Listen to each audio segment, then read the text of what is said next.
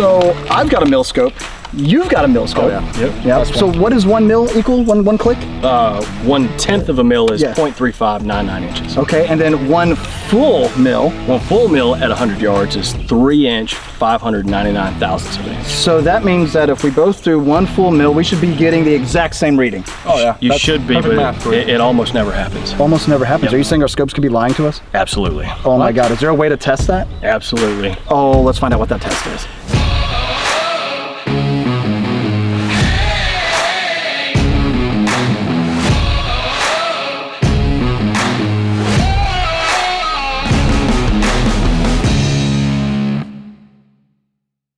Welcome back, everybody. Clint today with Classic Firearms out here at Take Aim Training and Range. We've got Kaya back with us. What's up, guys? And we've got Josh from US Arms Co. with us today. Thanks for joining us, man. Hey, thanks for having me here, man. Both of you guys, I enjoy being out here. Dude, well, you know what? I'm really excited for the course on mathematics that we're going to get today. Yep. Which I suck. Yeah, I'm least favorite subject, but in this case, it's going to become one of my favorites because it has to do with shooting. And in this class, we're going to be talking about vetting our scopes, which isn't something I actually even knew about until Josh and all of us started having conversations about, well, hey, how accurate is your scope type of thing, or is it really true? And it's like, well, I see reticles, I hit where they're aiming sometimes. Exactly. I promise, like anybody who's watching right now, if you're not like a long range shooter, it doesn't matter. It is super interesting. I'm not a long range shooter. As soon as he talked about it, I was like, wow, this is interesting. I want to know about it. Like Ryan was like, we got to do a video on it, like you said too. Yeah, exactly. Just hang in there. It's mind-blowing. It's really cool. So we've got a target set up here that's about 100 yards or so from our shooting positions. I'll be running the Bergara bolt gun, the B14 Carbon Wilderness. You've got the US Arms Champion. US Arms Co. Champion. It's 5.56. Yeah, pretty sweet. So we decided we want to try 2 different optics, 2 different guns, and seeing, well, you can obviously do that, right? Yeah, absolutely. So explain to us here with our 100-yard target exactly what we'll be doing and the markings and what's going on. All right, so today we're going to vet the scope, and again, scopes are man-made devices, so men are flawed, right? Yeah. And even with the machine techniques that we have today, there's inherent error, even at the high end. And you know, a lot of people, you guys will buy a Night Force or a Schmidt Bender, and we look at the scope and it says, you know, quarter minute, half minute, 10th mil, and we believe as the consumer that is exactly what we're getting from the scope. 99% of the time, that's not really true, okay? And especially if we, you know, and I'm not trying to knock the lower end scopes, but the tolerances are a little bigger. So, but this is a method that we can put any scope to the test and verify exactly each tactile click that we're getting incrementally as we go up the chain. So a true minute of angle is 1.047 inches. Right. Exactly, right? So if we quantify this, so today we're going to traverse 30 minutes. So you and Kaya will both be aiming at the bottom corners of these 2 dots. Okay. And we're going to traverse 30 minutes, which if we do 30 times 1.047, it brings us to 31.41 inches of traverse on here. Not exactly 30. Not exactly 30. 1.4 inches higher. Yeah, it's almost an inch and a half difference, and that's a big deal. So especially, you think about it, right? So you're talking about 1.047 inches compared to what we all just say, it's about 1, right? About 1. So now all of a sudden you take that type of mindset, you do that down range, you're having to make a precise shot at, let's say, 1,760 feet, we know as, or yards as a mile. All of a sudden it's like, what's the deviation there? I'm not that quick of a mathematician. Now all of a sudden you're not even anywhere close to on target. And one of the biggest things that this helps us out with for you guys at home is that if you don't have a chronograph like a LabRadar or a MagnetoSpeed, and you want to genuinely vet the ballistic software that you have, if we take shooter's minutes of angle and we put in a garbage firing solution, so let's say if you think you're running 2,700 feet a second, all right, as a ballpark, and it says give me at 500 yards, give me 14 minutes, whatever. We dial 14 minutes on the gun, assuming that the scope is telling us the truth, okay? But actually what it gave us was 12, unwitting to us. We didn't know, all right? When we say, okay, well, I had to dial up, it says I'm at 14, but I had to dial up another 2 minutes to get my shot into the center of the target. Well, now you believe that your muzzle velocity is slower than what it actually is because the traverse of the scope isn't exactly what you thought it to be. So when people talk about precision shooting, it's not, oh yeah, 1 ml is about an inch. No, it is 1.047, and that's just a mindset you got to keep with, because it's, if you deviate from that, now all of a sudden you're finding a problem where there isn't one, and you're creating another on top of that. Exactly. So now you're compounding the problem of error. Right? Wow. So and anybody, don't mean to cut you off, anybody who's wondering who this guy is, I'm sure some people are tuning in, it's like, who this guy is. This guy is a competitive long-range shooter, sniper, military. Yeah, his competitive shooting was when the targets were shooting back at him. Anyway, lots of fun. Great success. So what we have here today, guys, we're these two fellas here, Clint and Kaya, they're going to zero up on here.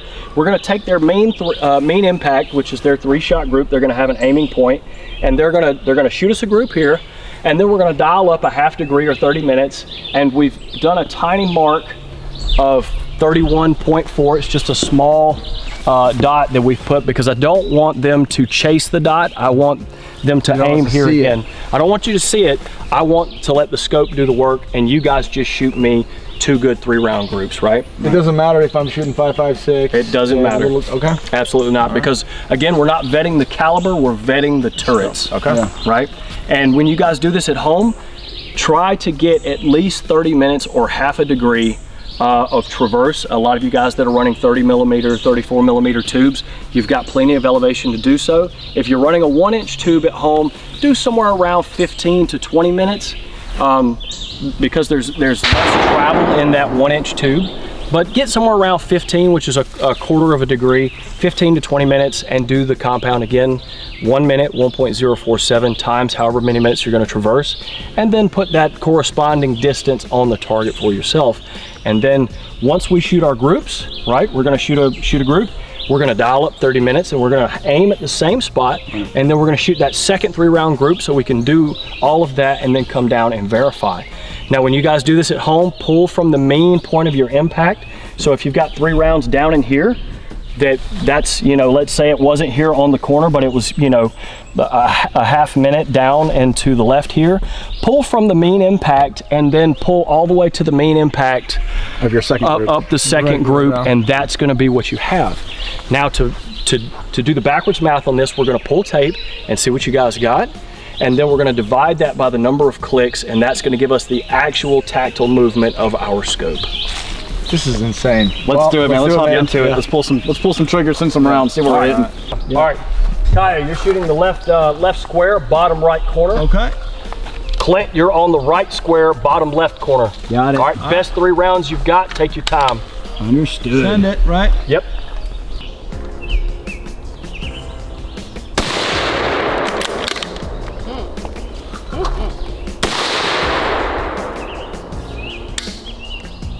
Oh, no, that would help.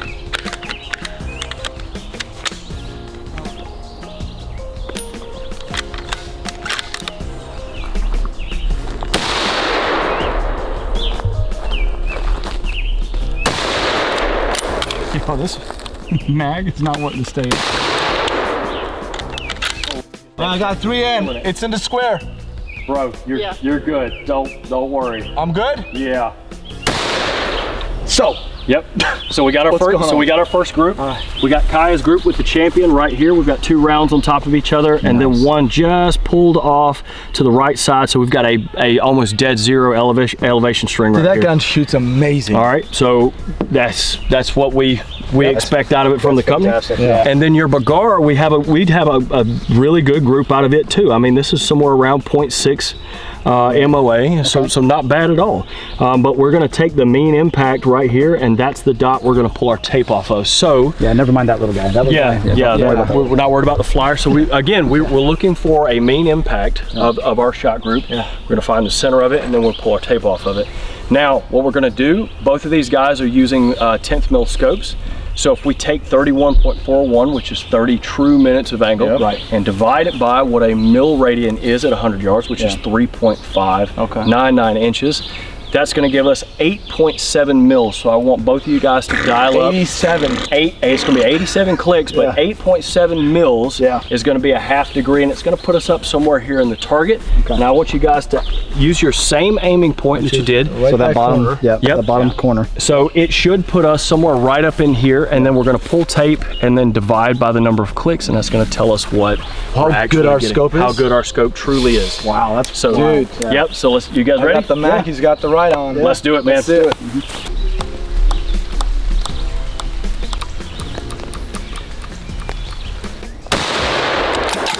I gotta find my target first.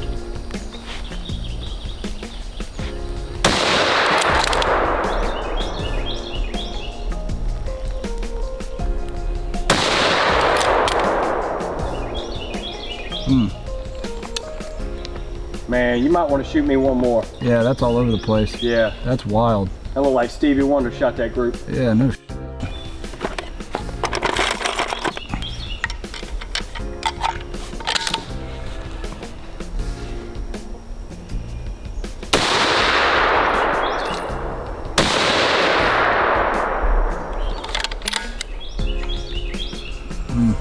Give me one more, Clint.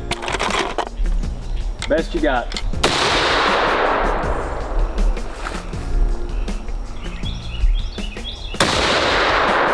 Good. So we've got our groupings now. It was supposed to be 3 shots. Mine kind of opened up on me there. I really don't know what happened because I thought I was holding pretty well, but whatever, we got 3 tight. That rifle, that Champion rifle is just by US Arms is just, I mean, we've got a tight group up here. Then once we got you zeroed, perfect. Tight group there. there. But I'm 2, and then I was gonna do 3rd, like, you know? Yeah. That's good. We're good enough, so we didn't shoot the 3rd one. Yep. And so Josh has already gone and done the math for us here and all. So if we take a look at where my actual group was on shot 1. Yep, mean impact. Mean impact there. So move all the way up here, 87 clicks, right? Should be, again, that 31.4 inches. Yep. Now you can see that center dot right here is where we measured it. Yeah. The mean impact of your group. That's right. Yep. And then right down here is where we measured the 3.1. So the 31.4 inches was at that bottom dot. So what was the company? Riton? Yeah. The Riton scope was, when we do the math, the Riton scope was 125 thousandths of an inch off over an 8.7 mil traverse, which is when we do the math, all right, so we say 125 thousandths of an inch difference between your actual to what it was projected to be mathematically. Wow. All right, so we divide the 125 by 87, and that comes out to, it was actually 14 10,000ths, but the closest thousandth we had was a thousandth of an inch. All right, so we take that thousandth of an inch per click, and we have to add it to, because you went over the prescribed amount. So if a mil is 3.599 inches, we roll the decimal place because you guys use 10th mil scopes, which is 359. We add 1,000th of it to our each click. So each click on that scope is going 360 thousandths of an inch every time you feel a tactile click. All right. Now for the scope that Kyle was using, we had a traverse here. His shot group, the mean impact was here, and when we pulled tape, 31.4 inches, we get the difference of 1.156 divided by the 87 clicks, assuming you did the 87 clicks, but that's cool, you know what I'm saying? But hey, here's the thing. The great part about this is when you guys at home are doing this on your own, do it multiple times. Oh yeah. Do it multiple times, and verify what you have. I will say, just want to comment on one thing too, is, you know, my scope was zeroed, right? Yes. So I had it zeroed out, so I was able to really 87. So I know if I do one full rotation, that's 60 clicks, and then add another 27 to it, and I'm right where I want to be. Yeah, mine was and like you were going off of 13 baseline or something. field. I try to count, guys. I don't know. But still, it's a good thing. I'm glad it happened because, you know, we can do this again at another date, but I'm glad it happened because it allowed us to go over on this. So we take the difference, 1 inch, 156 thousandths divided by 87. That means each click had a subtraction, because we were underneath, of 13 thousandths of an inch. mechanically. So we take 359, which is 1/10 of a mil. Again, you're using 1/10 of a mil scope. So we subtract the 13 thousandths, and so according to the math in our shot group, your scope is actually producing 0.346 or 346 thousandths of movement per click. So it's supposed to have 359 Yep. per click, but it's giving me 346, 346. which could mean the difference of missing a target Exactly. at a mile or whatever. Right. So if you were to take a look at this, even at this range right here, you're over an inch low. So a minute of angle is roughly 50 feet per second. Yeah. So if you were to place this in a ballistic software, you would essentially be trusting the scope. You would be lying to yourself because it's not giving you as much as it's supposed to. Yeah. As whereas yours is going 1,000th over, but I mean, that's really good. Yeah. Now, just out of curiosity too, and 2 points I want to make. Just one of them is you might be looking at this and be like, okay, well, his looked like it was greater. Why is his number smaller? And that's because he went under as to where mine went Over slightly. Yep. So understand that. Second thing I want to ask too, have you come across any scopes that was 100% accurate? I've had two. One was a Night Force. Okay. And the other was a Mark V Leopold. But he also said, I think you and I were talking about that also within Leopold Mark 5s and the I've Night had Forces that he's had multiple off that were off as well. It's very, very rare that you'll find a scope, any brand, that will give you exactly what you're 100% looking of for. the time. What's the acceptable margin of error then? Would you say? I'd say that right there's pretty good. Yeah. I would look at, and you know, honestly, man, we want it to be exactly what it tells us, but we trust it because we don't know. But we do this test, this field test here, to know exactly what we're inputting into our optic, because it is a mechanical device that we use to conduct precision, right? Precise shots. But if you know what your scope is giving you, click is, then you're good to go. You're on. You're good to So go. if I know 0.346 is each adjustment for me is, that's how I would do my calculations, and I would just be dead on. Now, depending on the scope manufacturer too, some of them will actually do custom turrets. So you do this, you find out what it is. Now you can actually get a custom turret that's going to give you exactly. Yeah, I know Leopold does that, and that's you know, so pretty cool. Yeah, and it's going to get you within the wheelhouse for that ammunition. right. That ammunition, that's the whole other thing too. Yeah. So, but this is a great test, and guys at home, you know, we want you to use this technique, whatever scope you have, to verify. What do we always say? Trust but verify, right? To verify the mechanical workings of that optic that you have. I don't care if it's a $4,000 scope. Conduct a test on it to have a legitimate answer for what you have on top of your rifle, especially if you're conducting precision fire or if you're a long-range competitive shooter. It's going to pay dividends down the road, and I promise you're going to have a better day at the range. Yep. Wow, that's awesome, dude. Really, this was very eye-opening for me. Yeah. So, hey, great, awesome. Guys, let us know what you think down in the comment section before. Are you going to be taking this and testing your own optic out at the range? Let us know. And you don't have to do this at 130, right? 31 inch. You could do this if you wanted to do 20 mils or something like that as well, right? Exactly. So the rule of thumb, essentially, guys, for whatever scope you have, run at least half the traverse. So if you've got 60 minutes in your scope, top to bottom, run at least 30. Run half a degree. Like don't go small unless you have no other means of getting to that point.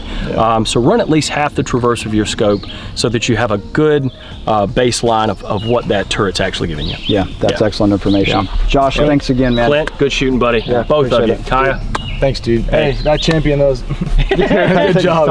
Now I want to shoot it and just see where I'm at. But anyways, again, we'll see you guys down in the comment section below. Stay tuned. And if you haven't caught any of our bolt gun series, where Josh is also featured, and Kaya, go check that out. I think you guys are going to enjoy